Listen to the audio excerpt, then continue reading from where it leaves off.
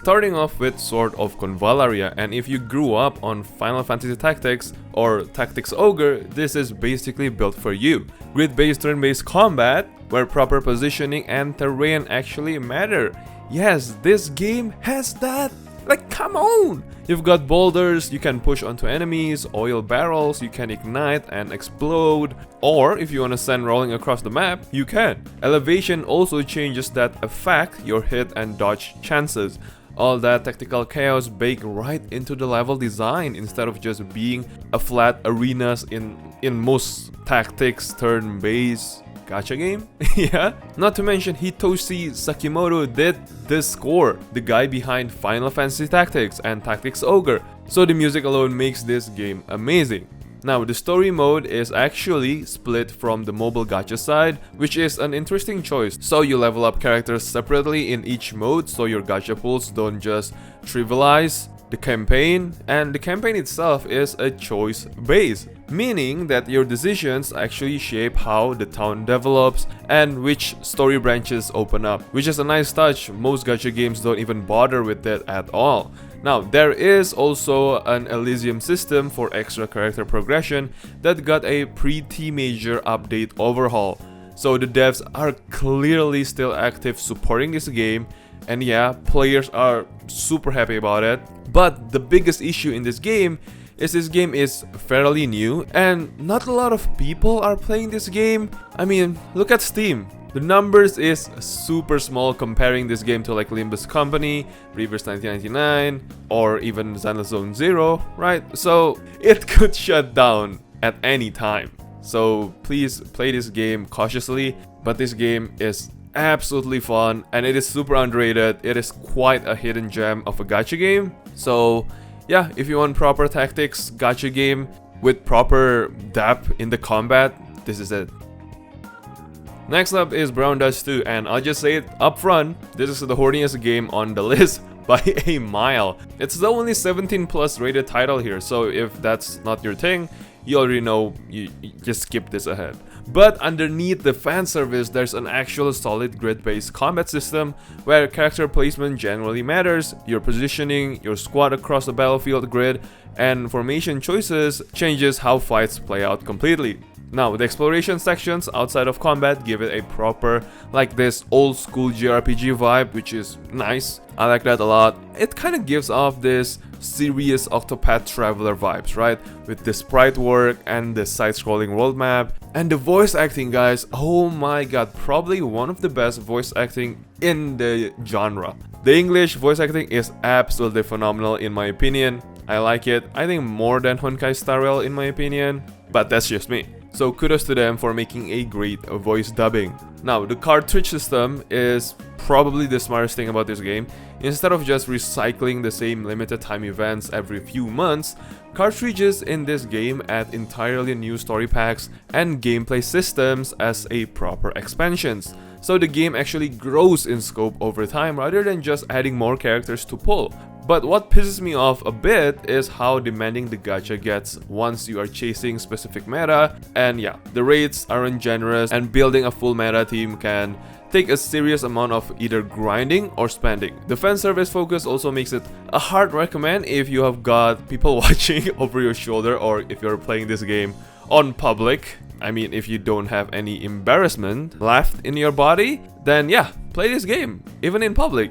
Probably, you know, I don't know, man, your fantasy would come true. I don't know, okay? With all that being said, the combat in this game, the world design, the music, the voice acting, they are all legitimately good. So yeah, this isn't just a fan service cash grab with nothing else going on, but it is a good game.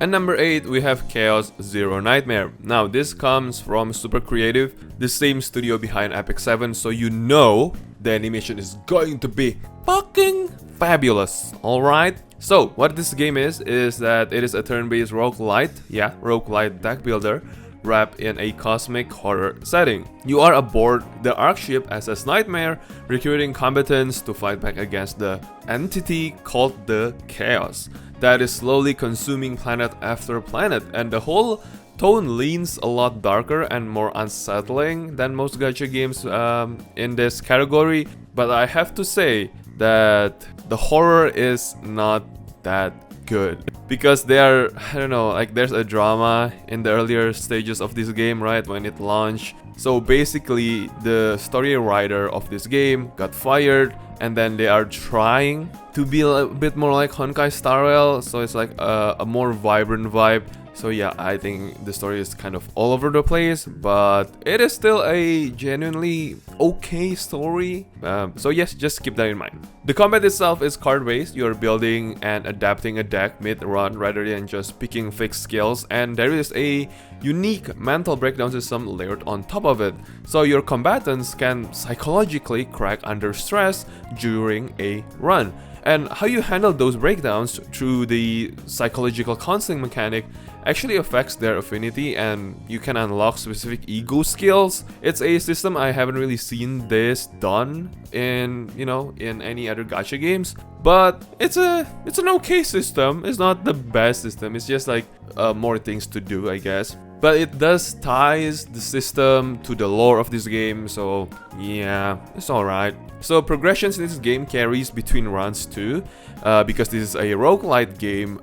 You can like have this save data, and your save data persists and shapes how future attempts play out. So yeah, basically the roguelike structure of this game, and yes, it is fun, I have to admit.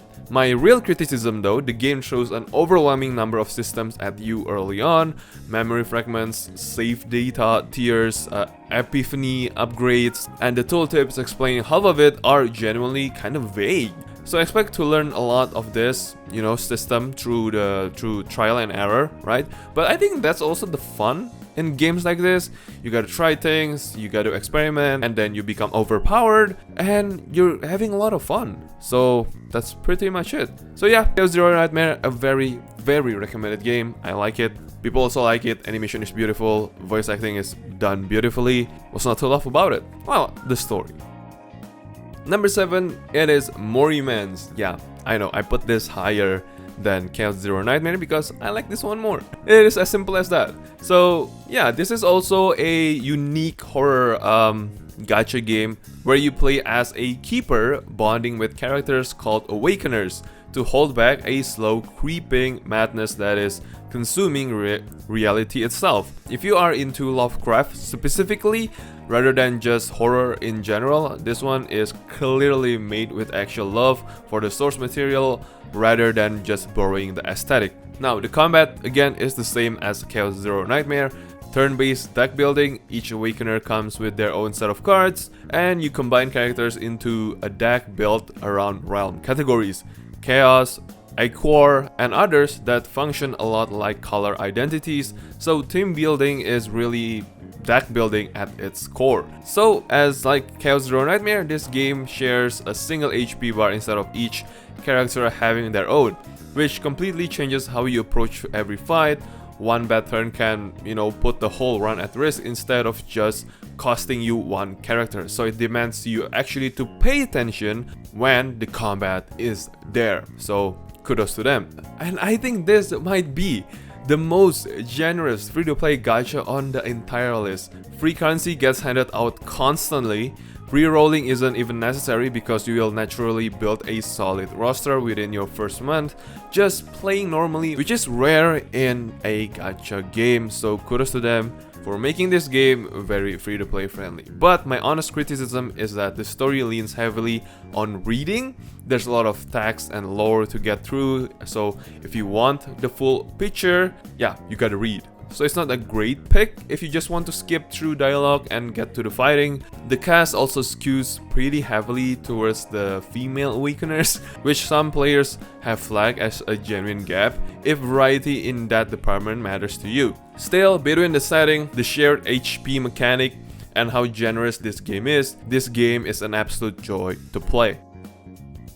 Number 6 is Persona 5 The Phantom X, and this is a genuinely good for a anime or a side, what do you call it, like side content of Persona 5 in gacha format. Yes, it still has palaces, so it's pretty good. Combat keeps the turn system from the mainline Persona games, exploit an enemy's elemental weaknesses, chain into one more, and if you play it right, you can wipe entire encounters in a single turn before the enemy even gets to act, which feels amazing every single time it comes together. There's also a new cast of Phantom Thieves, right? So it's not just reusing the same 5 characters everybody already knows. Even though returning faces do show up, it's just a fan service, I think. I also have to mention that this game is quite free-to-play friendly, but what I mean by this free-to-play friendly is that the main character in this game can be anything that you want.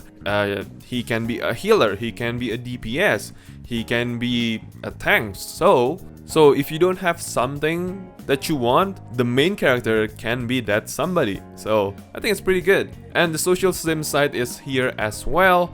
Building relationships, managing your schedule between school and palace runs, all of the stuff Persona fans expect from the series, it's there. But it's a lot simpler than in the mainline Persona. But I do think that they implemented this system quite well, so kudos to them.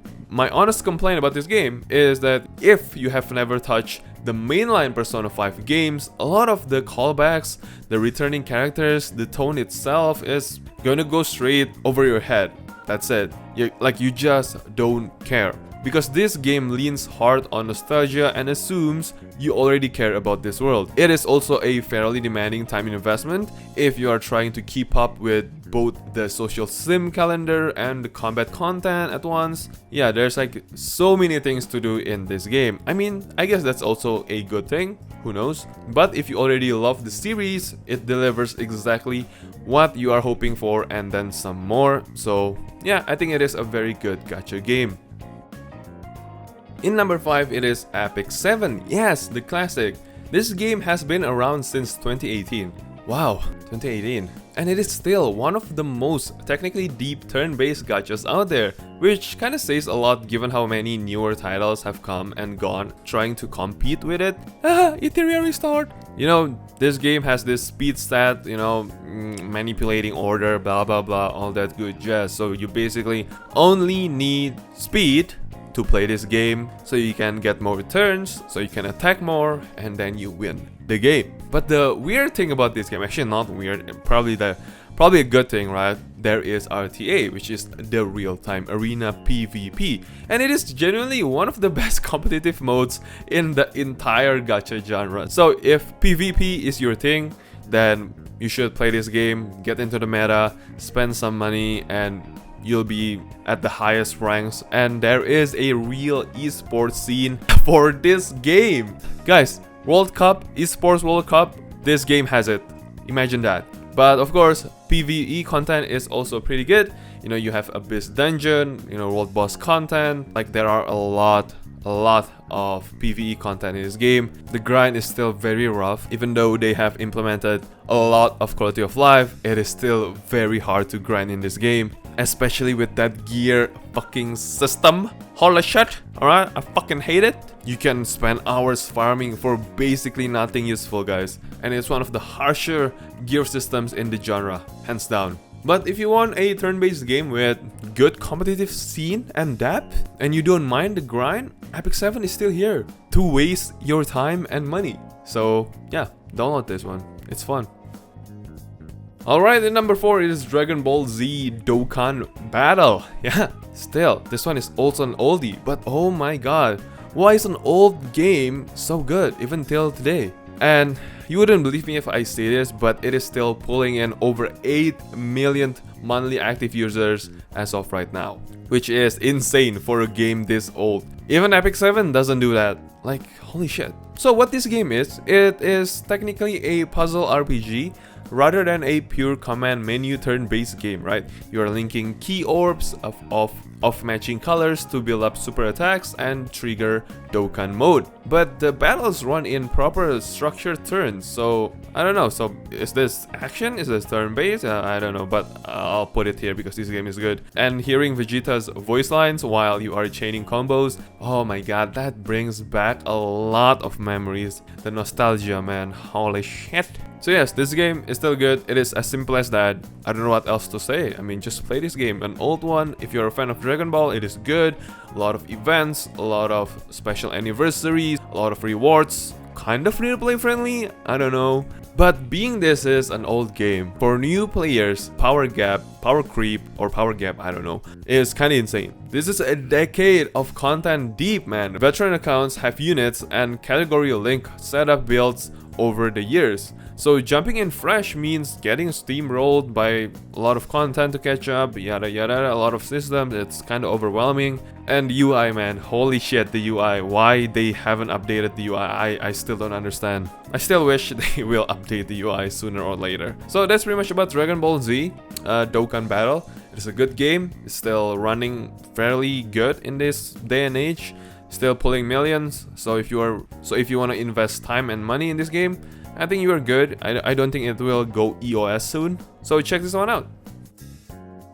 Number 3, I know you've all been waiting for this one. It is Limbus Company. And oh my god, I'm gonna be nerding out a bit in this one. Because this is a turn-based brawler. And honestly, it is not for everyone, which is exactly why it is sitting at number 3 instead of higher. But also exactly why it deserves to be this high. So the clash system is the core of it. Both sides roll dice simultaneously to decide who wins each individual exchange, rather than just trading fixed damage numbers back and forth. So yeah, there is a lot of randomness or RNG in the combat, more than the gacha itself. Imagine that, right? Can you imagine? And this game has a deep customization of combat, like builds and combos. Whatever you want to do, you can experiment and try, and if you succeed, it's good. If you don't, then try again. Because Limbus have this 12 sinners that you will just unlock immediately. And in that 12 sinners, you have other like specific egos and identities and everything. So holy shit, there's a lot, guys. There is a lot. And the story and the lore is also dense in this game. This game ties directly into Lobotomy Corporation, Project Moon's earlier game. So if you are new, you are getting thrown straight into the deep end with terminology and returning players that assume you already know the setting. But once you push past the brutal early difficulty spike, and I mean, it is brutal, guys. You have to look up some guides for this game to at least learn the basics of this game. And there's a lot of guides, so kudos to the community. Thank you, guys. But this game, the writing and the character design are, oh my god, some of the best in the entire gacha space, or some of the best in any JRPGs. I'd put this story up against modern JRPGs, honestly. And if this game launched in full price, I mean, oh my god, they're gonna be selling like hotcakes. Because the character arcs and the way the narrative slowly reveals itself are just that good. There's also a proper roguelike mode where you build a run from scratch each time, which gives you a completely different kind of challenge from the main story content and adds a lot of replay value once you have cleared everything else. A lot of people bounce off before they even clear the few chapters though, because the difficulty curve is, yeah, it is brutal, man, to new players. And the sprite-based visual style, while I personally love it, but I know that it's not going to be for everyone, because I know you all like that Arknight's Enfield art style, Wuthering Waves art style, or even Honkai Star Rail art style, right? You all like that instead of this. And this game is not even retro, it's not even pixelated like Octopath Traveler. This game is not shiny, but it gets the job done. It is simple, but I just like the animation. Alright, that's me. And that is also why it is in number 3 and not higher, because it's a genuinely incredible game that I think everyone should at least try a couple of months or weeks, I don't know, and learn the game a bit. And I know, man, this game is worth playing every second. And after you learn that, I know you will love this game a lot. Alright, in number 2, one of my favorites, also Reverse 1999. Yeah, this game, you're literally traveling backwards through the decades of trying to stop time itself from collapsing, starting in the 1990s and working your way further back with each region. And the writing pulls that time travel concept, oh, so much better than anything else right now in the market. But we gotta talk about the combat first. Combat is card based. You're selecting actions and abilities each turn, rather than directly controlling movement, so it is a turn-based, right? So building actual synergy between your timekeepers matters a lot more than just stacking the highest numbers you own. This game has real depth, has real strategy in the combat. The Psycube equipment system adds another layer on top, letting you customize exactly how each character's kit functions, which gives you room to actually theory craft team comps instead of just following a tier list blindly. I love this game, I love the flexibility of this game. But what pushes this above Limbus Company for me is the accessibility without sacrificing quality. The story has English voice dubbing, the story is amazing, the voice acting is amazing, and the writing is just as strong. Arguably even more ambitious in scope given that this whole multi-era time travel premise, but the difficulty curve is way more forgiving to new players. I mean, you just use auto, that's it. The team comp can be simpler than in Limbus Company, and the early game doesn't punish you nearly as hard as Limbus does. This game is beginner friendly, it is free to play friendly, it is good. This is one of the best written gachas I've ever played, full stop.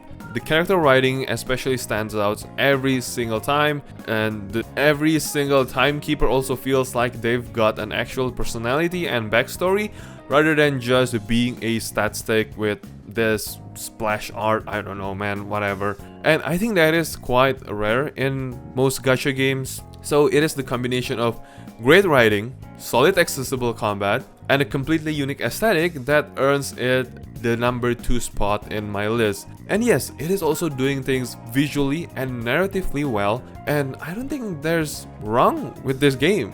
I don't know, man, like I love everything about this game. Probably unless it's the UI. I think that's pretty much it. So Reverse 1999, play this game, it is on Steam, you will love it, I guarantee. Number 1, it is Honkai Star Rail. We're probably gonna be like commenting like, shut the fuck up, it's not Honkai Star Rail, Reverse 99.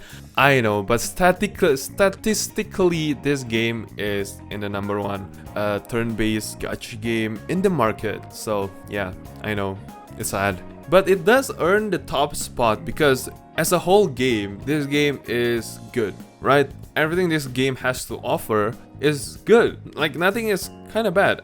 I know about the HP inflation, obviously, I'll get to that later. So first of all, let's talk about the combat. The break weakness system is well designed at its core. Figure out an enemy's element, you know, hammer their toughness bar down, and you delay their turn while setting up a bigger hit. That's simple enough to explain in one sentence. But building around it properly, like factoring in the path system, the destruction, preservation, erudition, harmony, nihility, abundance, and now remembrance takes real thought because every path feels a genuinely distinct role. Now, I experienced this myself. I was like always autoing in this game, right? Because this game is fairly easy. But at the later stages of the game, the challenge is like you actually need a proper setup. I guess it's cool that Honkai Star Rail still does that. Holy shit. And I gotta remind you that I'm not spending a lot of money in this game. I never spend money on this game. So I play this game free to play, and in most cases, I'm fine with it. Content-wise, this is where it separates itself from everything else on the list. You've got Simulated Universe for a proper roguelike variety with run-based buffs and blessings that change every single time. You have Pure Fiction and Apocalyptic Shadow rotating on top of Classic Memory of Chaos for the challenging endgame content. So yeah, there's a lot, man. There's Freedom Wars. I mean Currency Wars, not Freedom Wars. What the fuck am I saying? I'm sorry guys, it's late at night, okay? Main storyline is quite good too. You know, there's a lot of story in this game. And all of that stays consistently strong, which is nuts. The monetization is fair enough to a certain degree. Patient free-to-play players can realistically build multiple strong teams over time without ever spending money. So I think that's pretty good. I know about the HP inflation in the end game, and it has become a genuine problem, right? Memory of Chaos bosses that were sitting around a million HP back in version 1.0 are gonna be like triple the HP now. So yeah, it's kind of sad. Now I think they make this because in China they have the law when you produce a new character you cannot nerf it. So you gotta buff the enemies instead of nerfing your characters, which is good and bad at the same time. I guess that's pretty much about the downside in this game, the character and the HP inflation itself. But all in all, it's still okay to a certain degree, right? Like I said. Oh, on top of that, the end game, you basically need 2 or 3 fully built teams to clear everything this content has to offer, because like Memory of Chaos, you need 2 or 3 different teams. Good luck building that. But still, this game is still pulling tens of millions every month, and you cannot deny that as a whole package, story, combat, content, monetization, and the production value, the polishness of this game is good. It is really, really good. I mean, it's not the flashiest pick, it's not the most unique, but Honkai Star Rail is the most complete game that a gacha game has to offer. So still, if I want to recommend somebody to play a turn-based gacha game, I would still recommend this game to them, and Limbus Company, and of course Reverse 1999 after they play this game, because this game is very accessible, very beautiful to see. Yeah, I think that's pretty much it. So Honkai Star Rail sitting at number 1. So I think that's pretty much about Honkai Star Rail.